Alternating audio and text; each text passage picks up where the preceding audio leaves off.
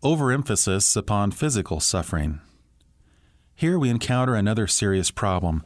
Representations of the cross focus the emphasis upon the physical suffering of Christ as though that paid for our sins.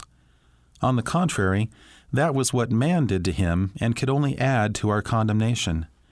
Our redemption came about through his bruising by Jehovah and his soul being made an offering for sin, Isaiah 53 verse 10, God laying on him the iniquity of us all, verse 6, and his bearing our sins in his own body on the tree, 1 Peter 2, verse 24. The death of Christ is irrefutable evidence that God and his righteousness must punish sin. The penalty must be paid, or there can be no forgiveness.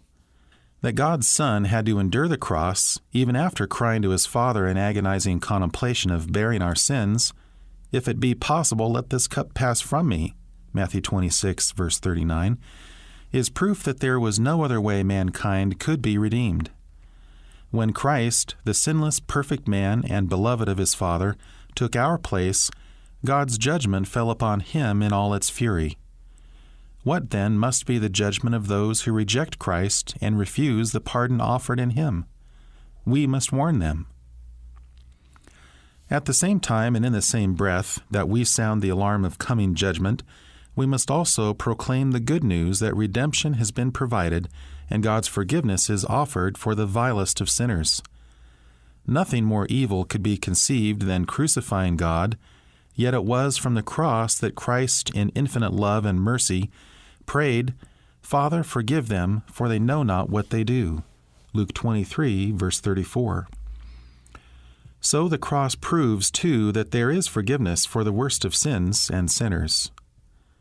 Tragically, however, the vast majority of mankind reject Christ. And here we face another danger, that in our sincere desire to see souls saved, we adjust the message of the cross to avoid offending the world. Paul warned that care had to be taken not to preach the cross with the wisdom of words, lest the cross of Christ should be made of none effect. 1 Corinthians 1:17. But surely the gospel can be explained in a new way that is more appealing to the ungodly than those old-time preachers presented it. Perhaps today's techniques for packaging and selling could be used to clothe the cross in music or a beat or entertaining presentation such as the world uses that would give the gospel a new relevancy or at least familiarity. Surely psychology, too, can be drawn upon to provide a more positive approach. Let us not confront sinners with their sin and the gloom and doom of coming judgment, but explain that their behavior isn't really their fault so much as it is the result of abuse they have suffered.